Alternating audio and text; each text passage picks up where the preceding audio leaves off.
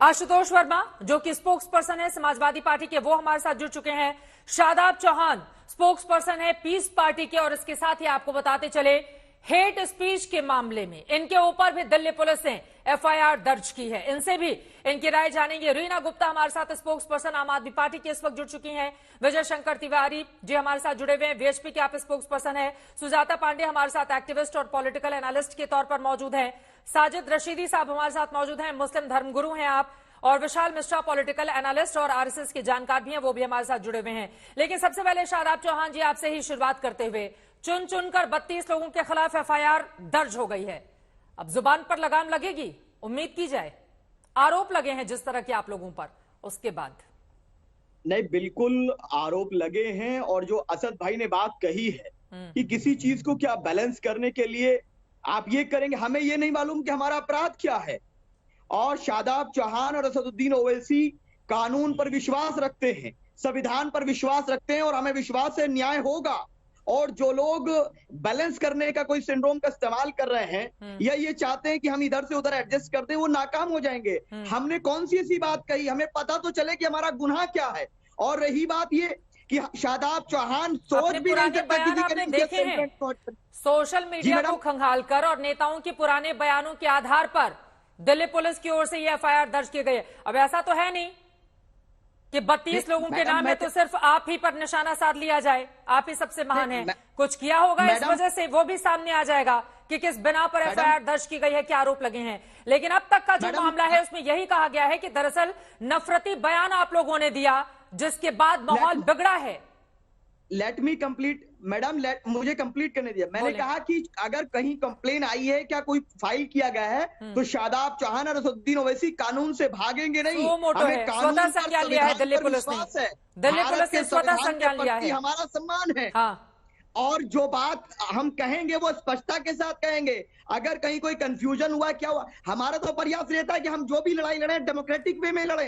हमारी किसी धर्म से थोड़ी ना लड़ाई है, हमारी किसी जाति से लड़ाई नहीं है, हमारी लड़ाई न्याय की लड़ाई है। सरकार से वैचारिक मतभेद है, और अगर सरकार चाहती है कि जो आपसे मतभेद रखे उसको आप बुक कर देंगे, तो अमित शाह जी की पुलिस को मुबारक हो। लेकिन हमने फिर कहा कि हम कानून के साथ खड़े हैं, जो भी प्रक्रिया अपनाएंगे वो लीक। उन्होंने तो अपने भी नेताओं के खिलाफ एफआईआर दर्ज करवा दी ना। अब ये आरोप तो आप लोग लगा नहीं सकते हैं। शादाब चौहान जी एक सेकंड, शादाब चौहान जी एक सेकंड। नूपुर शर्मा के खिलाफ भी, नवीन जिंदल के खिलाफ भी कई ऐसे आप कह रहे हैं कि आपके धर्म को निशाना साधा जा रहा है, उस धर्म के लोगों के खिलाफ भी एफआईआर हुई है इन 32 लोगों में। तो ये धर्म का चश्मा हटाकर जरा एफआईआर पर बात कीजिए। नफरत फैलाने वाले बयानों के खिलाफ ये एफआईआर दर्ज हुई है। मैं आपसे पूछ रही हूं कि चुन चुनकर एफआईआर में जिन लोगों के नाम है, कम से कम उम्मीद की जा सकती है कि इसके बाद जहर बुझे बयान, नफरती बयान, माहौल को बिगाड़ने वाले बयान पर लगाम लगेगी, उम्मीद की जाए।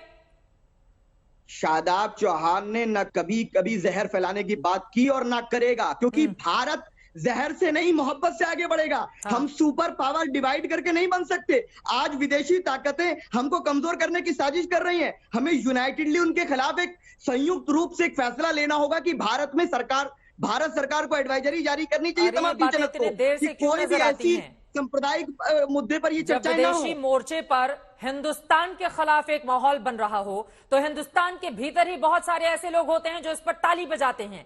यही तो सवाल है कि क्या कोई विदेशी आकर हमें सर्टिफिकेट देगा, या घर का जो मामला है उसको हिंदुस्तान के भीतर ही, इतनी बड़ी आबादी वाला हमारा मुल्क है, दुनिया का सबसे बड़ा ये लोकतंत्र है, उसके बावजूद हम आतुर क्यों रहते हैं दुनिया के दूसरे मुल्कों का सर्टिफिकेट हासिल करने के लिए। लेकिन सीधे मैं आपके पास आते हुए विजय शंकर तिवारी जी, चाहे असदुद्दीन ओवैसी हो, चाहे ये हो, शादाब जी, सबका यही कहना है कि दरअसल चुन चुन कर मुस्लिमों को निशाना बनाया जा रहा है और बैलेंसवाद से पीड़ित हो गई है दिल्ली पुलिस।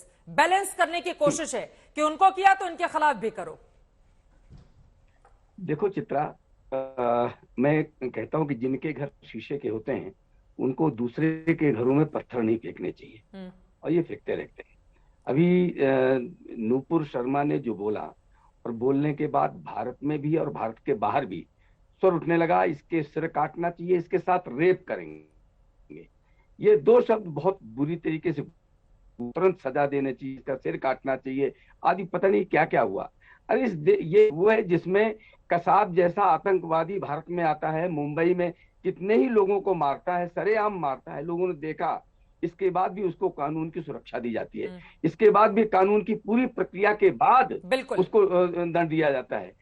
तो मतलब ये लोकतंत्र की बात करते हैं, संविधान की बात करते हैं, ये कौन लोग हैं? ये यही कहते हैं असदुद्दीन ओवैसी हैं, जो कह रहे थे हैदराबाद में खड़े होकर के कि हिंदू महिलाओं को उस पान की दुकान में भेजिए, वो पान की दुकान में जाकर ऐसा पान मिलता है। यानी ये कौन सी भाषा है भाई? असदुद्दीन ओवैसी की भाषा देश भर के लोगों को पता नहीं है। मैं कहता हूं कि एक महिला ने कोई बात बोली है और उस बात पर जो भी चर्चा हो रही है उस पर आप लोगों ने क्या किया है? आप लोगों ने सीधे सीधे जो साढ़े 100 करोड़ हिंदुओं की आस्था का केंद्र है, उसको फवारा बोल दिया। कितनी गालियां दी, आए दिन देवी देवताओं पर आप अनर्गल टिप्पणियां करते हैं, इसके बाद भी कहते हैं हम संविधान का सम्मान करते हैं। और आज तो पाकिस्तान में एक मंदिर को निशाना बनाया गया है, मूर्तियों को खंडित किया गया है, और पाकिस्तान बैठकर हमें सेकुलरिज्म का पाठ पढ़ाता है और हम पढ़ने की कोशिश करते हैं। ये कौन से लोग हैं जो एक ऐसे वक्त में जब हिंदुस्तान को एकजुट होना चाहिए और कोई भी नफरती बयान दे, चाहे वो किसी भी धर्म का हो, किसी भी जाति का हो, उसके खिलाफ कार्रवाई होनी चाहिए,